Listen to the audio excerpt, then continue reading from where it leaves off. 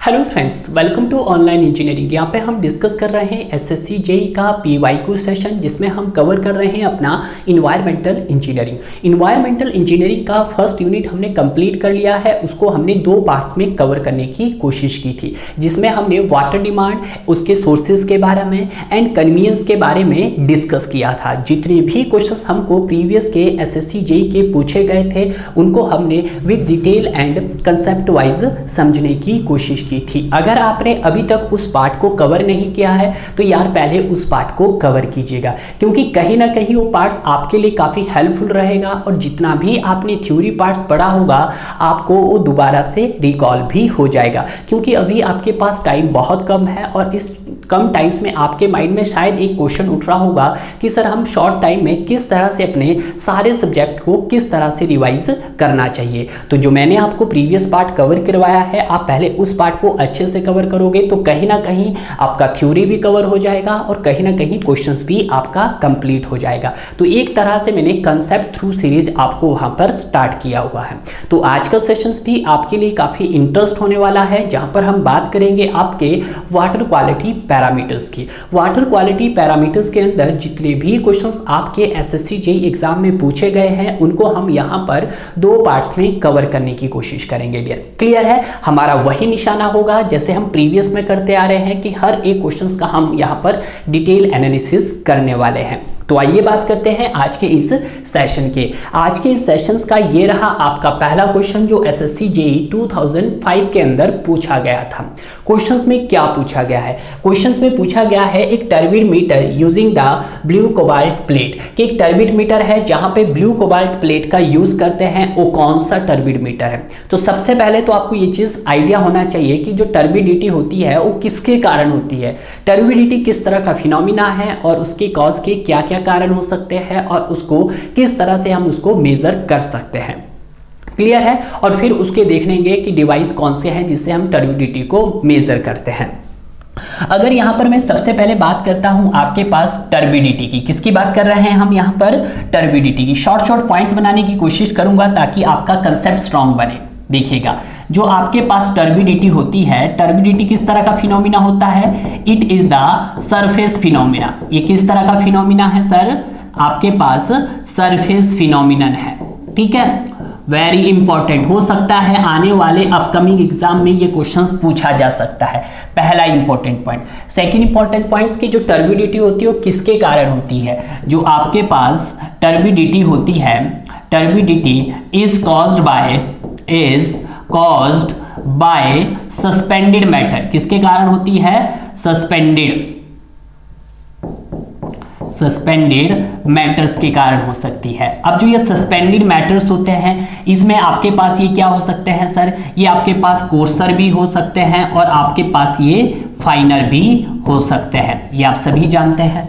Clear है?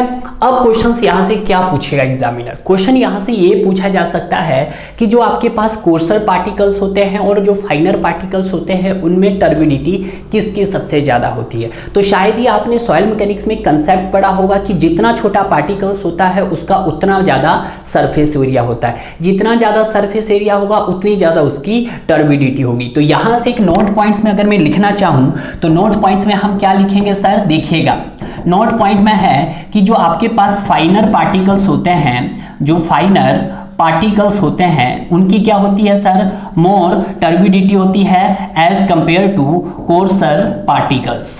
ठीक है, ये कंसेप्ट है जो आपको याद रखना कि जो फाइनर पार्टिकल्स की जो टर्बिडिटी होती है, टर्बिडिटी भी लिख देता हूं मैं। ठीक है, टर्बिडिटी मोर होती है आपके पास कोर्सर पार्टिकल्स से। तो हो सकता है अगर वो अपना क्वेश्चंस कॉम्प्लिकेटेड बनाएगा एसएससी जेईई के अंदर, तो इस तरह का क्वेश्चंस भी वो एग्जाम में पूछ सकता है। क्लियर है? Next point. और किसके कारण टर्बिडिटी आ सकती है? क्या सर कोलाइडल्स के कारण आ सकती है? क्या सर डिसॉल्व के कारण आ सकती है? क्या सर ऑर्गेनिक और इनऑर्गेनिक पार्टिकल्स के कारण आ सकती है? ये भी कहीं ना कहीं एक क्वेश्चंस का रूप बन सकते हैं। देखिएगा कैसे।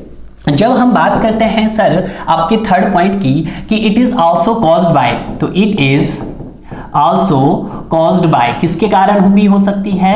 Caused by organic and inorganic particles, कि कुछ ऑर्गेनिक भी हो सकते हैं एंड कुछ आपके पास इनऑर्गेनिक पार्टिकल्स भी हो सकते हैं, इनऑर्गेनिक पार्टिकल्स भी हो सकते हैं, जिनके कारण क्या हो सकता है आपके पास टर्बिडिटी कॉज्ड हो सकती है। और क्या हो सकता है सर, क्या टर्बिडिटी कोलाइडल्स के कारण ऑफर होती है? जी हाँ, कि तो ये भी लिख लीजिएगा कि colloidals particles also offer the turbidity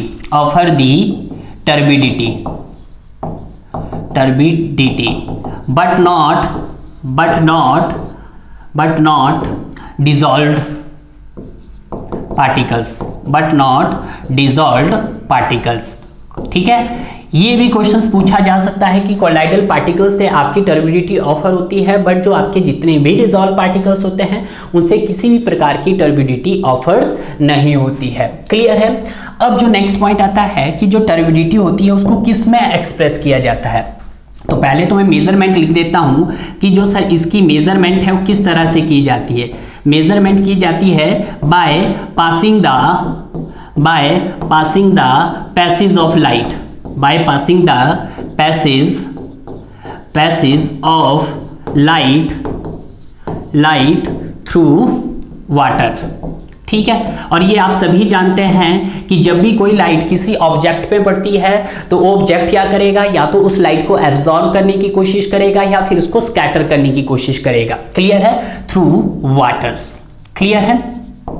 इसका जो प्रिंसिपल होता है इट्स इसका जो प्रिंसिपल होता है, प्रिंसिपल इज बेस्ड ऑन, किस पे बेस्ड होता है आपका, लाइट ऑफ एब्जॉर्प्शन पे बेस्ड होता है, लाइट ऑफ एब्जॉर्प्शन पे बेस्ड होता है, और आपका लाइट ऑफ स्कैटरिंग पे बेस्ड होता है, लाइट ऑफ स्कैटरिंग पे बेस्ड होता है। ठीक है, वेरी इंपॉर्टेंट पॉइंट है। ठीक, अब सर आता है कि सर इसकी यूनिट क्या क्या हो सकती है। इसकी यूनिट हो सकती है, देखिए पीपीएम भी हो सकती है, इसकी मिलीग्राम पर लीटर भी हो सकती है, और तीसरी यूनिट इसकी कौन सी हो सकती है कि जो यहाँ पर हम केमिकल यूज करेंगे। केमिकल क्या क्या यूज कर सकते हैं आप, सिलिका यूज कर सकते हैं, तो इसकी यूनिट बनेगी STU। अगर आप इसमें कोबाल्ट ऐड करेंगे यानी कि ब्लू कोबाल्ट ऐड करोगे तो इसकी यूनिट हो जाएगी BTU हो जाएगी। और क्या सर इसमें हम फॉर्माजीन ऐड करते हैं तो इसकी यूनिट हो जाएगी FTU।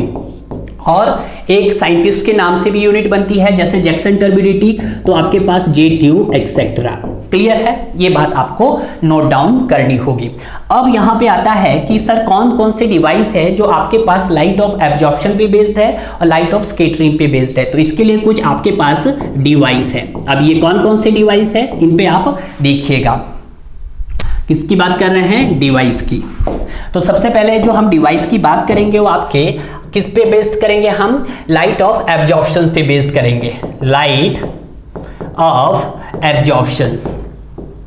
ठीक है, अब देखिएगा मैं सारा तो डिटेल्स नहीं बता पाऊंगा, बट हाँ इतना डिटेल्स जरूर बता दूंगा कि अगर कोई क्वेश्चंस पूछा जाएगा तो आप सॉल्व कर लोगे। सबसे पहले आता है टर्बिडिटी रोड। कौन सा आता है सर, टर्बिडिटी रोड आता है। तो जो टर्बिडिटी रोड है उसका प्रिंसिपल क्या है, लाइट ऑफ एब्जॉर्प्शंस है। पहला पॉइंट सर, यहाँ पर जो कितने तक की टर्बिडिटी की रेंज रहती है, यहाँ पे जो टर्बिडिटी की रेंज रहती है आपके पास, जो ये मेजर कर पाती है मोर देन 25 ppm तक की टर्बिडिटी मेजर कर पाती है, अप टू कहां तक, 50 ppm तक।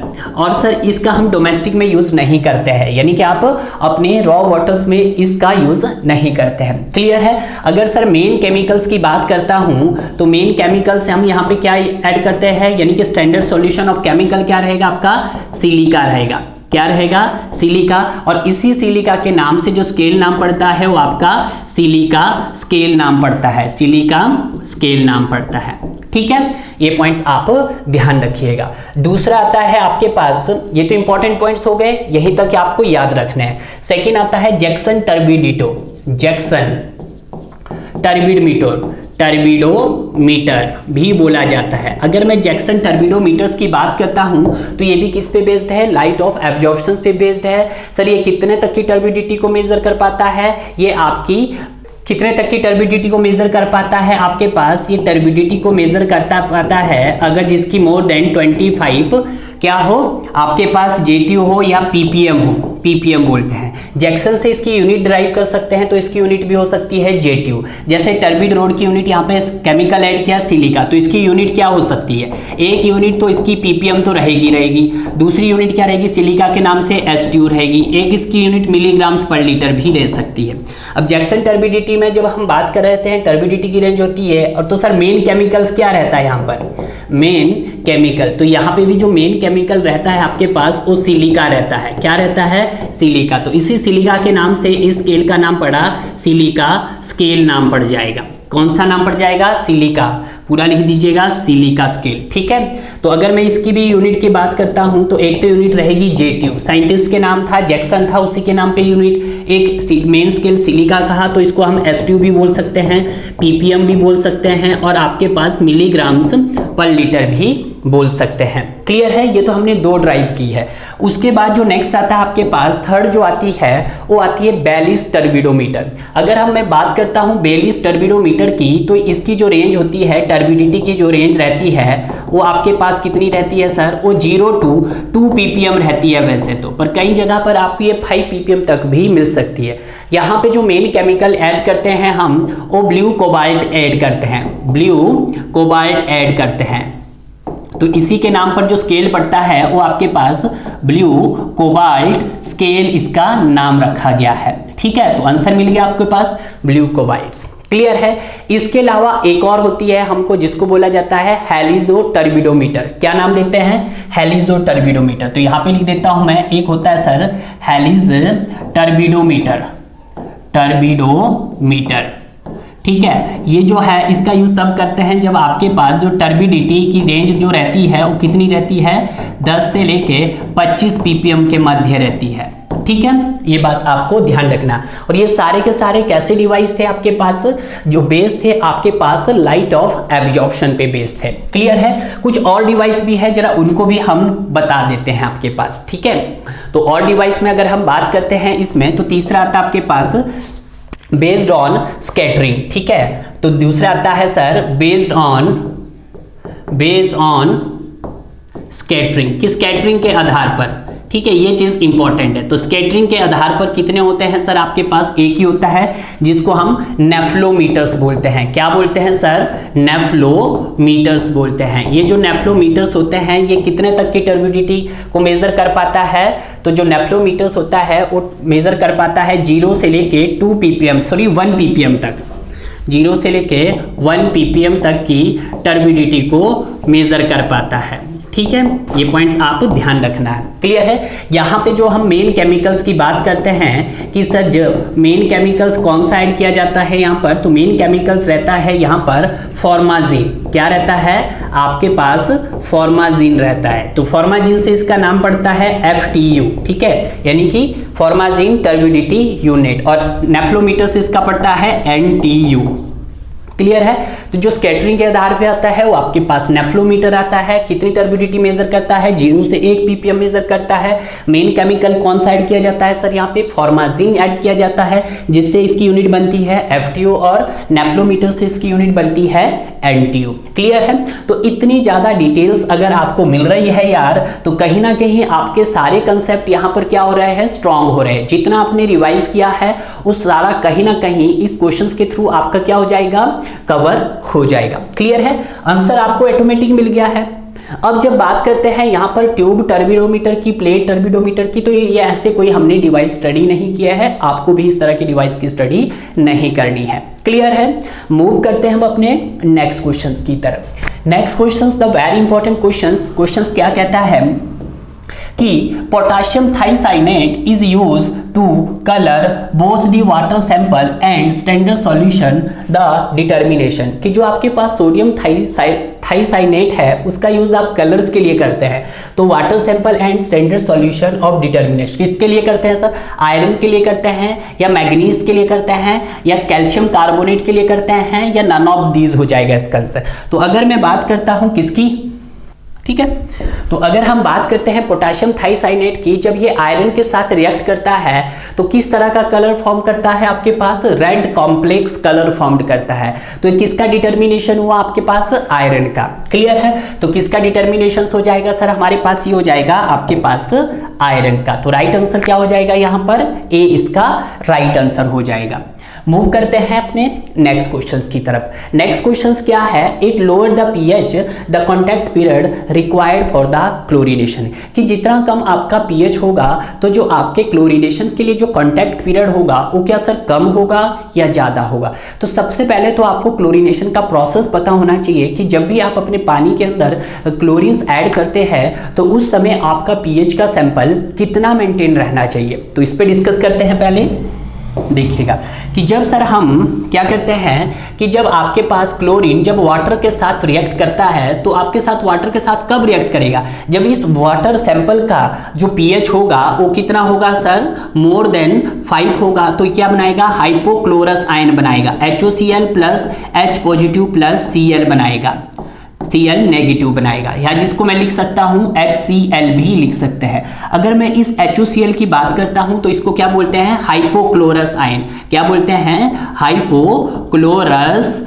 आयन बोला जाता है। ठीक है, और जो ये हाइपोक्लोरस आयन होता है ये क्या होता है sir, more powerful oxidising agent होता है। क्या होता है सर आपके पास, मोर पावरफुल ऑक्सीडाइजिंग एजेंट होता है। ठीक है, ये बात आप जानते हैं। जब ये सर, और ये क्या होता है आपके पास, हाईली अनस्टेबल भी होता है। और क्या होता है सर, हाईली अनस्टेबल भी होता है।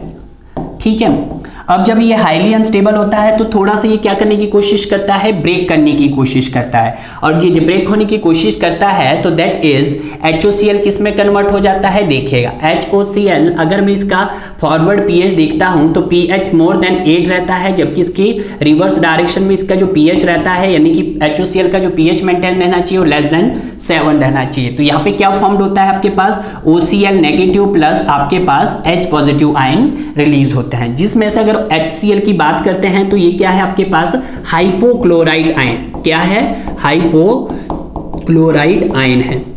और जो ये हाइपोक्लोराइड आयन होते हैं ये आपके पास वीक ऑक्सीडाइजिंग एजेंट होते हैं। क्या होते हैं सर, वीक ऑक्सीडाइजिंग एजेंट होते हैं।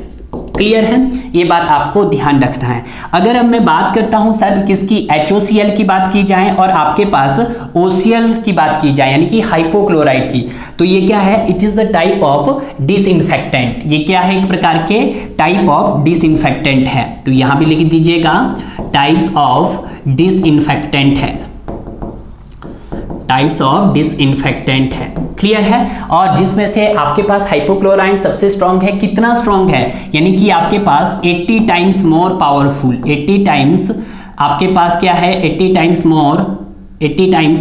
मोर powerful as compared OCl negative. Clear है, ये बात आपको ध्यान रखना। अब देखिएगा, अगर आपको ड्यूरिंग द क्लोरीनेशन, कि जब भी आप क्लोरीनेशन कर रहे हो, ड्यूरिंग द क्लोरीनेशन तो आपका पीएच कितना मेंटेन रहना चाहिए, तो आपका पीएच जो मेंटेन रहना चाहिए वो इन बिटवीन 5 to 7 रहना चाहिए, 5 और 7 के बीच में रहना चाहिए। क्लियर है, ना तो 5 से कम होना चाहिए और ना 7 से ज़्यादा होना चाहिए। अगर जितना कम आपका पीएच होगा उतना आपके पास क्या होगा, क्लोरीनेशंस का जो कॉन्टैक्ट पीरियड होगा वो भी क्या होगा, लोअर होगा। अगर pH if pH is less than क्या हो, 5 हो, तो उस समय लिए जो आपके पास क्लोरीनेशंस का जो कांटेक्ट टाइम रहेगा वो क्या रहेगा आपके पास, कम रहेगा, यानी कि लो रहेगा। यानी कि it means it is not react with water, वो वाटर के साथ आपका क्लोरीन रिएक्ट ही नहीं कर पाएगा। क्लियर है, कब, जब आपका लो पीएच होगा। लो पीएच कितना, लेस देन 5 होगा। The contact period required for the chlorinations भी क्या होगा, उस समय आपका लोअर होगा। क्लियर है, तो आपका राइट आंसर क्या हो गया, यहाँ पर ए हो गया है। क्लियर है, तो यहां से आप एक और क्वेश्चंस भी पूछा जाता है। देखिएगा, जितना ज्यादा आपके पास पावरफुल ऑक्सीडाइजिंग एजेंट होगा, ऑब्वियसली बात है बैक्टीरिया रिमूवल एफिशिएंसी आपके पास क्या होगी, ज्यादा होगी। और जितना वीक आपके पास ऑक्सीडाइजिंग एजेंट होगा उतनी ज्यादा उसके पास जो बैक्टीरिया रिमूवल एफिशिएंसी होगी वो भी क्या होगी, लो होगी। क्लियर है, तो ये चीज भी आप यहां पर नोट डाउन कर सकते हैं। क्लियर है? तो इसका आंसर आपको मिल गया है। तो इसका आंसर क्या आ गया हमारे पास? ए इसका राइट आंसर हो गया है। क्लियर है? अब मूव करते हैं हम अपने नेक्स्ट क्वेश्चंस की तरफ। नेक्स्ट क्वेश्चंस क्या है? For the construction use at a village site the local pond water must be. देखिएगा कि जब भी आप क्या कर रहे हो, कंस्ट्रक्शन कर रहे हो आप किसी गांव में रहकर, तो वहां पे जो लोकल पॉन्ड का जो वाटर आप यूज कर रहे हो कैसा होना चाहिए? सीव्ड होना चाहिए, बॉइल्ड एंड फिल्टर्ड होना चाहिए, मिक्स्ड होना चाहिए, या मिक्स्ड विद क्लोरीन होना चाहिए। ये आपके क्वेश्चंस में पूछा गया है। अगर आपका सीव्ड होगा तो सीव्ड का मतलब क्या है कि ये इकोनॉमिकल मेथड है for using the local pond. अगर हम सीविंग की बात करते हैं, सीव्ड की बात करते हैं, तो ये क्या है? इट इज द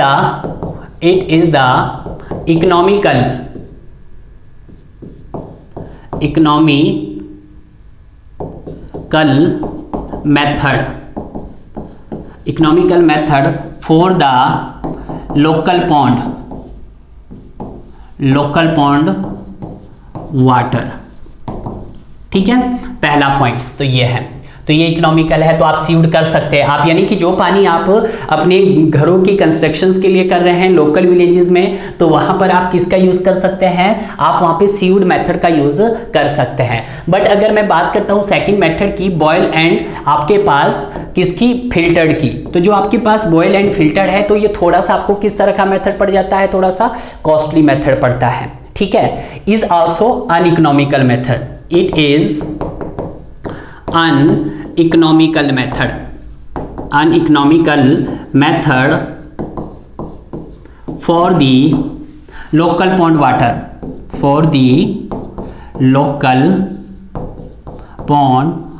अब भाई ऐसा तो हो नहीं सकता कि जो पानी आप कंस्ट्रक्शन के लिए यूज कर रहे हैं आप उस पानी को बॉयल करो और बॉयल करने के बाद आप उसको फिल्टर्ड करो तब आप उस पानी को कंस्ट्रक्शन के लिए यूज करो। नहीं, क्योंकि आपको उसका पीएच मेंटेन नहीं रखना होता है। आप सभी जानते हैं कि अगर आपका पीएच 6 से कम भी है, 5.5 से कम भी है, तब भी आप उस वाटर का यूज आप एज ए कहाँ कर सकते हो? कंस्ट्रक्शन में आप यूज कर सकते हो। क्लियर है? तो ये पॉइंट भी आपको क्लियर हो गया है। अगर ये इकोनॉमिकल है और दिस मेथड, और ये जो मेथड है this method is uneconomical for the construction. ठीक है, अनइकोनॉमिकल है आपके कंस्ट्रक्शंस के लिए। अब हम बात करते हैं नेक्स्ट मिक्स्ड विद क्लोरीन। तो मिक्स्ड विद क्लोरीन की बात करते हैं कि जब आपका पानी क्या करेंगे, हम पानी में क्लोरीन ऐड करेंगे तो पानी क्या बनेगा आपका? आपका टेस्टलेस बनेगा, अच्छा बनेगा, पानी को इस पीने के योग्य बना सकते हैं। बट आप तो उसका किस में यूज कर रहे हैं? आप उसका यूज कर रहे हैं अपने कंस्ट्रक्शन में, तो उसको भी हम यूज नहीं करेंगे। ठीक है, अगर if water is mixed with chlorine, कि जब आप पानी में क्या ऐड करोगे? क्लोरीन को ऐड करोगे तो will make the water is uneconomical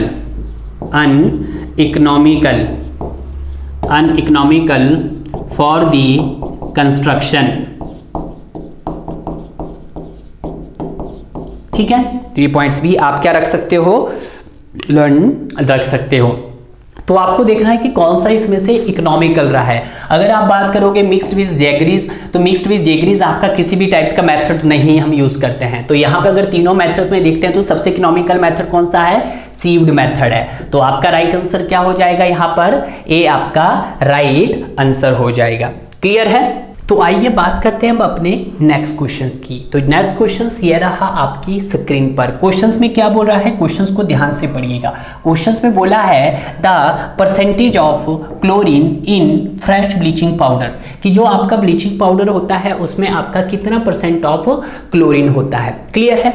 हम क्या देख रहे हैं? परसेंटेज ऑफ क्लोरीन देखते हैं। क्या देख रहे हैं sir? Percentage of chlorine in bleaching powder, in BP हो गया आपके पास ब्लीचिंग पाउडर। अगर मैं बात करता हूं इस ब्लीचिंग पाउडर के नेम की, तो इसको हम क्या बोल सकते हैं? क्लोरीनेटेड नाइम भी बोल सकते हैं। कि बीपी जो होता है आपके पास इज आल्सो नोन एज, क्या बोल सकते हैं?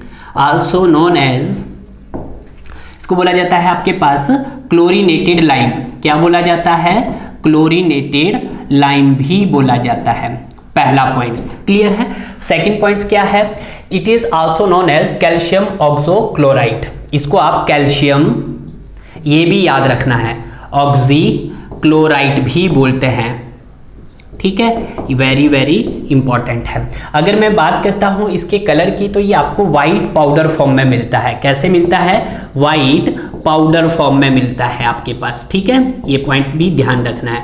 अगर मैं इसके स्मेल की बात करता हूं, तो इसकी जो स्मेल होती है वो आपकी पंजेंट स्मेल होती है। कैसी स्मेल होती है, पंजेंट स्मेल होती है। और जब ये फ्रेशली बनता है, यानी कि जब ये क्या होता है सर, फ्रेशली मेड, तो यहाँ पर जो आपके पास परसेंटेज ऑफ अवेलेबल क्लोरीन होता है, अवेलेबल क्लोरीन जो होता है वो कितना होता है आपके पास, वो 30% होता है। कितना होता है, 30% होता है। और ये किस तरह का कंपाउंड होता है आपके पास, ये हाईली अनस्टेबल कंपाउंड होता है।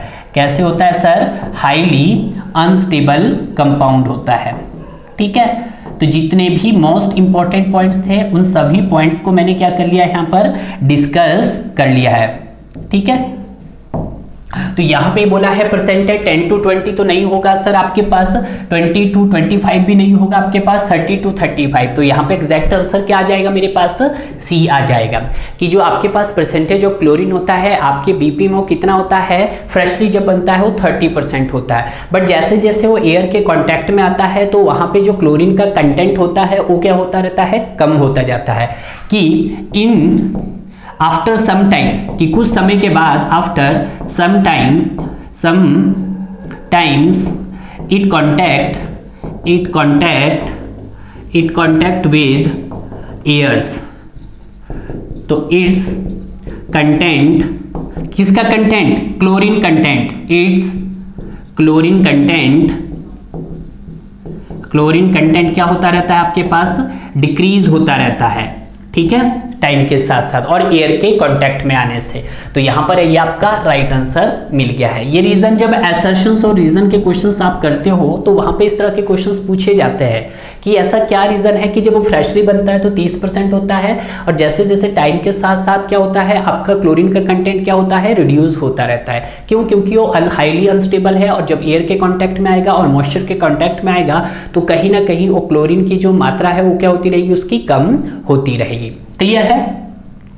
अब यहां पर बात करते हैं हम अपने नेक्स्ट क्वेश्चंस की। नेक्स्ट क्वेश्चंस क्या है, the maximum permissible limit of fluoride in drinking water. अब हम उस फ्लोराइड की बात करेंगे जो आपके लिए लाभदायक भी हो सकता है और हानिकारक भी हो सकता है। ऐसा नहीं कि जिस वाटर्स को आप पी रहे हो उसमें फ्लोराइड की कंसंट्रेशन होनी भी चाहिए, बट कितनी होनी चाहिए, किस लिमिट में रहनी चाहिए जो हमारे लिए हेल्पफुल रहेगी। तो आइए बात करते हैं अब हम फ्लोराइड की। अगर मैं बात करता हूं इसकी एक्सेप्टेबल लिमिट की, यानी कि फ्लोराइड की बात कर रहे हैं हम अभी, फ्लोराइड की अगर मैं इसकी एक्सेप्टेबल लिमिट की बात करता हूं तो एक्सेप्टेबल लिमिट कितनी होती है इसकी, आपके पास 1 ppm होती है। अगर मैं इसकी कॉज फॉर रिजेक्शन की बात करता हूं तो कितनी होती है, 1.5 ppm होती है। अब ध्यान से देखिएगा, अगर अप टू फ्लोराइड की एक्सेप्टेबल लिमिट कितनी है, 1 ppm है, कॉज फॉर रिजेक्शन 1.5 ppm है। अगर ये फ्लोराइड की कंसंट्रेशन आपके पानी में 1 ppm तक है तो ये it prevent the dental cavities. तो ये क्या करेगा आपके पास, it prevent the dental cavities, it prevent the dental cavities. Dental cavity मतलब ये हेल्प करेगा आपके जो भी आपके परमानेंट टीथ ग्रोथ कर रहे होंगे, क्योंकि आप सभी जानते हैं कि हमारे कितनी बार दांत निकलते हैं, 2 बार। एक दांत बचपन मतलब दूध के दांत होते हैं और दूसरे आपके पास जब दूध के दांत आपके टूट जाते हैं उसके बाद जो दांत आते हैं उनको आप परमानेंट टीथ बोलते हैं। एक टेम्परेरी टीथ होता है, एक परमानेंट टीथ होता है। तो परमानेंट टीथ की ग्रोथ के लिए जो आपके पास पानी में जो फ्लोराइड की कंसंट्रेशन रहनी चाहिए वो आपकी 1 ppm तक रहनी चाहिए। तो it helps to growth the permanent teeth,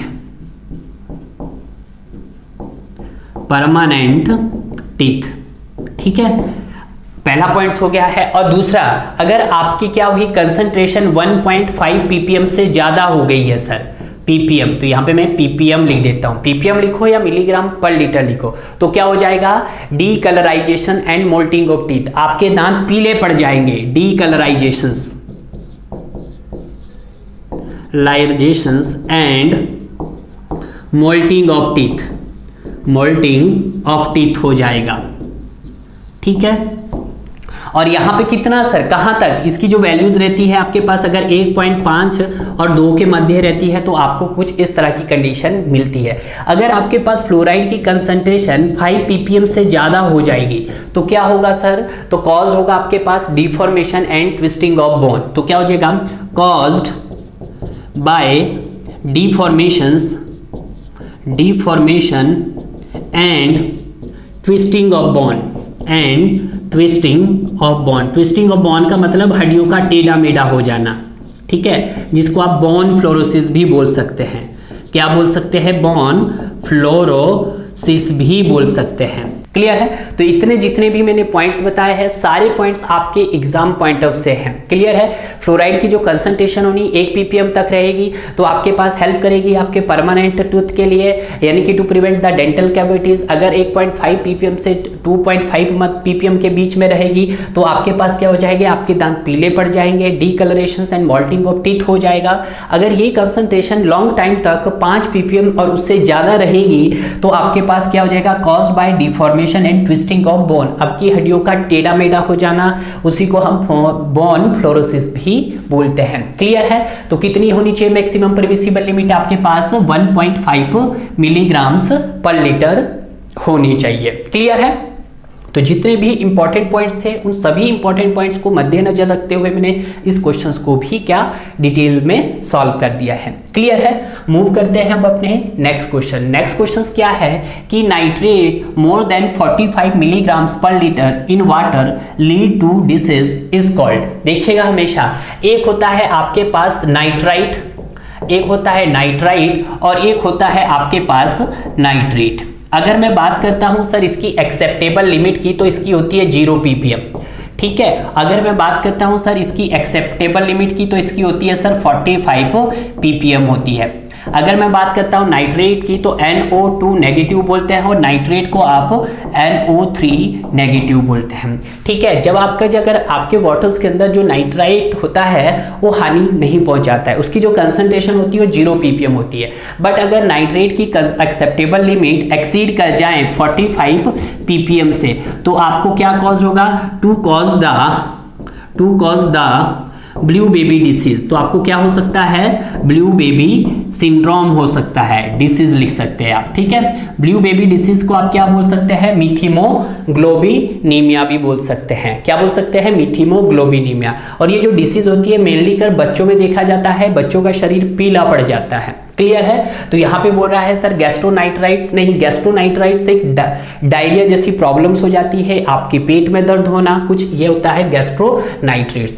अगर हम मोल्टिंग ऑफ टीथ को देखते हैं तो ये फ्लोराइड की कंसंट्रेशन से होता है। क्लियर है, अगर उसी तरह से हम पोलियो की बात करते हैं तो पोलियो भी आपका कोई नाइट्रेट की वजह से नहीं हो सकता है। तो नाइट्रेट की वजह से या तो मिथिमोग्लोबिना हो सकता है जिसी को हम ब्लू बेबी डिसीज कहते हैं। तो यहाँ पे जो राइट आंसर हो गया आपके पास वो क्या हो जाएगा, डी इसका राइट आंसर हो जाएगा। क्लियर है, मूव करते हैं हम अपने नेक्स्ट क्वेश्चंस की। नेक्स्ट क्वेश्चंस क्या है, the safe water does not contain any, यानी कि जो सेफ वाटर होता है उसमें क्या नहीं होता है, टेस्ट नहीं होता, क्या सर उसमें आपका कलर नहीं होता है या ऑर्डर नहीं होता, उसमें सर पैथोजन नहीं होते हैं। Safe water does not contain any pathogens. अब देखिएगा पैथोजेंस क्या होते हैं। अगर मैं बात करता हूं आपके किसी भी रॉ वाटर्स की तो उसमें जो बैक्टीरिया प्रेजेंट होते हैं उसमें कुछ आपके पास हार्मलेस बैक्टीरिया भी होते हैं। कैसे होते हैं सर, हार्मलेस बैक्टीरिया भी होते हैं और कुछ आपके पास हार्मफुल बैक्टीरिया भी होते हैं। वेरी इंपॉर्टेंट क्वेश्चन है।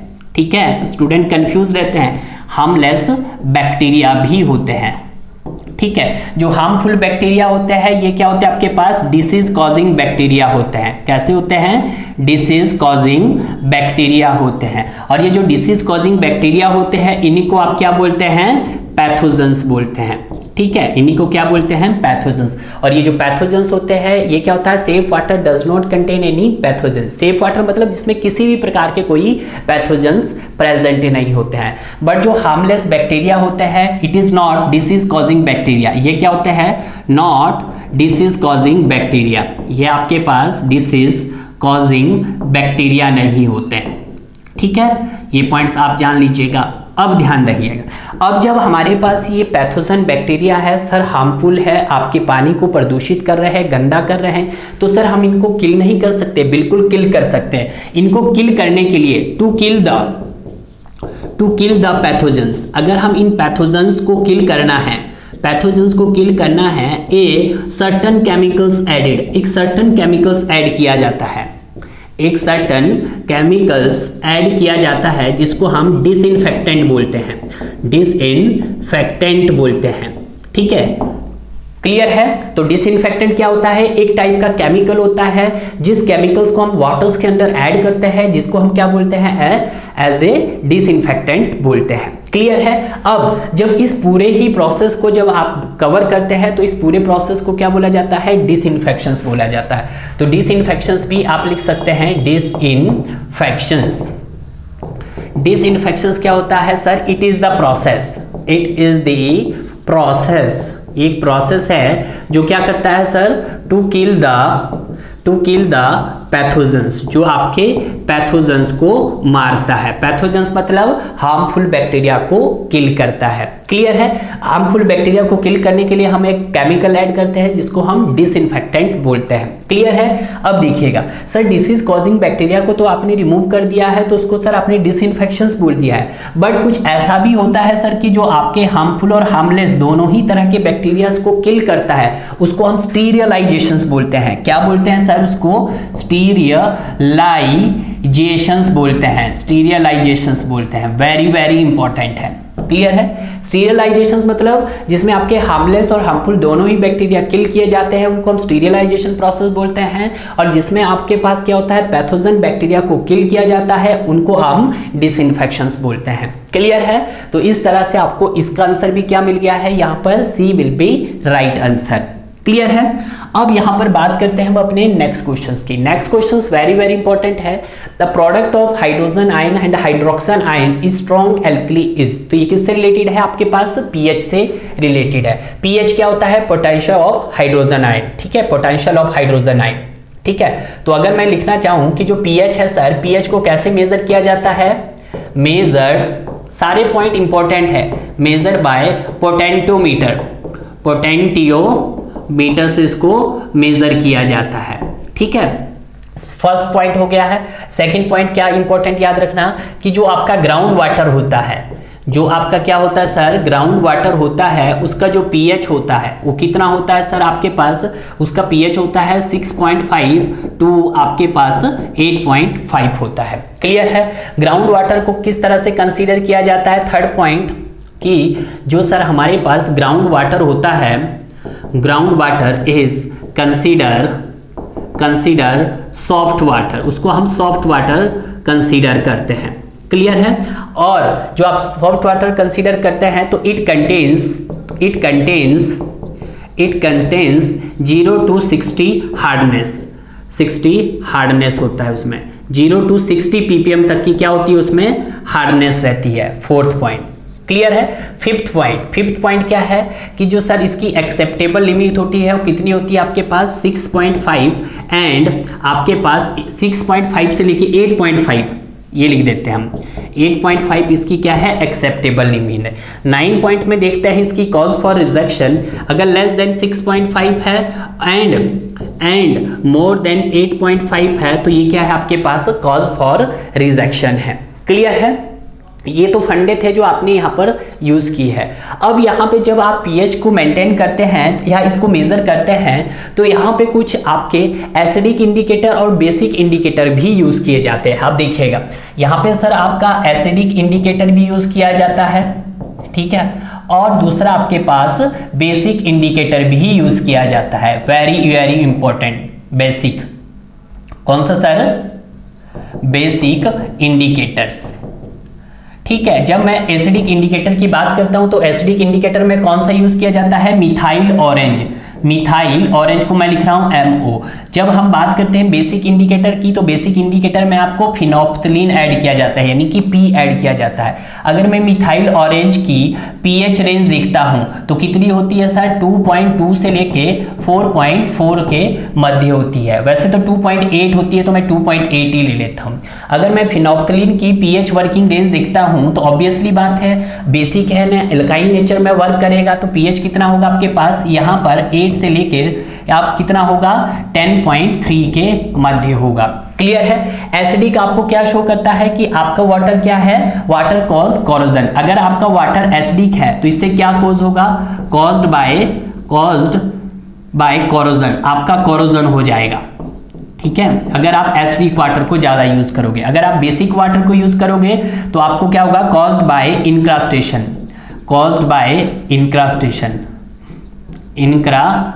हो जाएगा, caused by incrustation of the pipe. तो इसका कहने का मतलब क्या है कि ना तो आपका पानी ज्यादा एसिडिक होना चाहिए और ना ही ज्यादा पानी आपका कोरोसिव नेचर का होना चाहिए। अगर वो एसिडिक होगा तो आपके पाइप में जंग लग जाएगा, कोरोजन हो जाएगा। अगर आपके पाइप का क्या है, एल्काइन नेचर हुआ वाटर का, तो वहां पे इंक्रास्टेशन हो जाएगा, यानी का पाइप का जो डाया है वो डाया रिड्यूस हो जाएगा। जिस फ्लो रेट से पानी फ्लो कर रहा था उस फ्लो रेट से पानी नहीं फ्लो करेगा। क्यों? क्योंकि वहां पर क्या हो गया, पाइप के डाया के सराउंडिंग में बहुत सारे सिल्टी पार्टिकल्स इकट्ठे हो गए होंगे। क्लियर है। तो ये चीज आपको ध्यान रखना है। क्वेश्चन का आंसर तो अभी तक भी नहीं मिला है, देखिएगा। अगर मैं बात करता हूं इसके मैथमेटिकल डेरिवेशन की, तो आपके पास pH क्या होता है, तो pH होता है sir negative log base of hydrogen ion, मतलब कंसंट्रेशन ऑफ हाइड्रोजन आयन। ठीक है, तो ये आपके पास देखिएगा, जो आपका सैंपल होता है वो आपके पास सर एसिडिक भी हो सकता है और आपके पास सर वो बेसिक भी हो सकता है। जब एसिडिक का पता कैसे लगेगा, उसकी हाइड्रोजन आयन की कंसंट्रेशन से लगेगा, और बेसिक पता उसके हाइड्रोक्सिल आयन की कंसंट्रेशन से लगेगा। तो जब हम pH को मेंटेन करेंगे या pH को मेजर करेंगे तो हाइड्रोजन आयन का तो negative log of hydrogen ion, तो इससे हम क्या मेजर कर पाएंगे, हाइड्रोजन आयन की कंसंट्रेशन ही बता पाएंगे। और एक दूसरा हम देखेंगे जब POH हाइड्रोक्सिल आयन का, तो negative log of hydroxyl ion करेंगे। क्लियर है। अगर मैं टोटल करूंगा इन दोनों का pH, तो ये क्या हो जाएगा आपके पास, pH1 प्लस POH कितना रहेगा, इन दोनों का सम आपके पास 14 रहेगा। अगर मैं इनकी कंसंट्रेशन का प्रोडक्ट देखना चाहूं, concentration of hydrogen ion into concentration of hydroxyl ion, तो ये क्या हो जाएगा, 10⁻⁻14 हो जाएगा। क्लियर है। तो आपके पास प्रोडक्ट ही तो पूछा है, 0 नहीं हो सकता है, 1 नहीं हो सकता है, 1 नहीं हो सकता है, तो राइट आंसर क्या हो गया आपके पास, D हो गया है, यानी कि 10⁻14 हो गया है। जितने भी यहाँ पर पॉइंट्स है, कहीं ना कहीं किसी भी बुक में जाके देख लेना, यहाँ पे ये सारे क्वेश्चन फॉर्मेट में आपको मिलने वाले होंगे। क्लियर है। तो इस तरह से इस क्वेश्चंस को भी हमने क्या कर लिया है, बहुत अच्छे से कवर कर लिया है। अब मूव करते हैं हम अपने नेक्स्ट क्वेश्चंस की तरफ। नेक्स्ट क्वेश्चंस क्या है, the permissible limit of arsenic in drinking water as per the guidelines of WHO। आपको क्या बतानी है, आर्सेनिक की एक्सेप्टेबल लिमिट बतानी है। अगर मैं इसकी एक्सेप्टेबल लिमिट की बात करता हूं तो 0.01 ppm होती है अकॉर्डिंग टू WHO। अगर मैं इसकी सर कॉज फॉर रिजेक्शन की बात करता हूं तो इसकी होती है 0.05 ppm होती है। ये दोनों लिमिट अकॉर्डिंग टू मेरे हैं WHO के मुताबिक। तो 0.01 आपके पास, 0.05 आपके पास क्या पूछा है, परमिसिबल लिमिट। तो आपका आंसर क्या हो गया यहाँ पर, फाइनली आपको यहाँ पर आंसर मिल गया है। तो आपका आंसर क्या हो गया है, ए, परमिसिबल पूछा है। अगर मैक्सिमम परमिसिबल यानी कि कॉज फॉर रिजेक्शन पूछता तो 0.05 बी। अब देखिएगा PPB बोला, उसने PPB बोला है, तो यहाँ पे राइट आंसर हो गया आपके पास ppm। अब मूव करते हैं नेक्स्ट क्वेश्चंस की तरफ। नेक्स्ट क्वेश्चंस क्या है, the measure of absorption and scattering of light. अगर हम बात करते हैं बेस्ड ऑन एब्जॉर्प्शन और बेस्ड ऑन स्कैटरिंग, तो ये किसका पार्ट का आ रहा है आपके पास, टर्बिडिटी का आ रहा है। क्योंकि जो टर्बिडिटी का जो प्रिंसिपल होता है वो बेस्ड होता है आपके एब्जॉर्प्शन पे और आपके लाइट ऑफ स्कैटर पे बेस्ड होता है। तो material of water is known as, alkalinity बोलते हैं, नो सर, हार्डनेस बोलते हैं, नो सर, कलर बोलते हैं, नो सर, तो उसको क्या बोलते हैं हम, टर्बिडिटीज बोलते हैं। क्लियर है। इस सेशंस में हमने जितने भी क्वेश्चंस किए हैं सारे के सारे question detail and concept wise cover करने की कोशिश की है डियर। तो बेटर होगा जो भी पार्ट्स यहाँ पर कवर किया गया है उस पार्ट को आप बहुत अच्छे से कवर कीजिएगा। देखिएगा यहाँ पे पहला क्वेश्चन किया, इसकी जितनी डिटेल्स थी सारी डिटेल्स हमने कवर की है और जितने पॉइंट्स लिखे वेरी वेरी इंपॉर्टेंट है। क्लियर है। सेकंड क्वेश्चन किया है, जो आपका शॉर्ट था उसको शॉर्ट में ही निपटाया। तीसरा क्वेश्चन जो भी टॉपिक्स है सारे टॉपिक्स को यहाँ पर मैंने आपको रिवाइज करवाया। क्लियर है। उसके बाद मैंने तीसरा क्वेश्चन आपको डिस्कस करवाया। सारे क्वेश्चन देखिएगा जितनी डिटेल्स यहाँ पे है सारी इंपॉर्टेंट है। क्लियर है। ऐसा नहीं है कि आपको किसी भी क्वेश्चंस की हमने डिटेल्स नहीं प्रोवाइड की है। डिटेल्स प्रोवाइड करवाने का मतलब यही है कि जो भी आपने अभी तक थ्योरी पार्ट्स के अंदर पढ़ा है बहुत अच्छे से वो आपका दोबारा से रिकॉल हो जाए और आपको दिख भी रहा है। टर्बिडिटी वाला क्वेश्चंस ऑलरेडी डिस्कस कर चुके थे, यहाँ पे आपने इसको सेकंड भी नहीं लगाया, इस क्वेश्चंस को आपने इजीली सॉल्व कर दिया है। अगले नेक्स्ट सेशंस में मिलेंगे जहां पर हम बात करेंगे अगले नेक्स्ट पार्ट के, यानी कि जितने भी रिमेनिंग क्वेश्चंस रह गए थे उसको हम अपने नेक्स्ट पार्ट में कवर करने की कोशिश करेंगे डियर।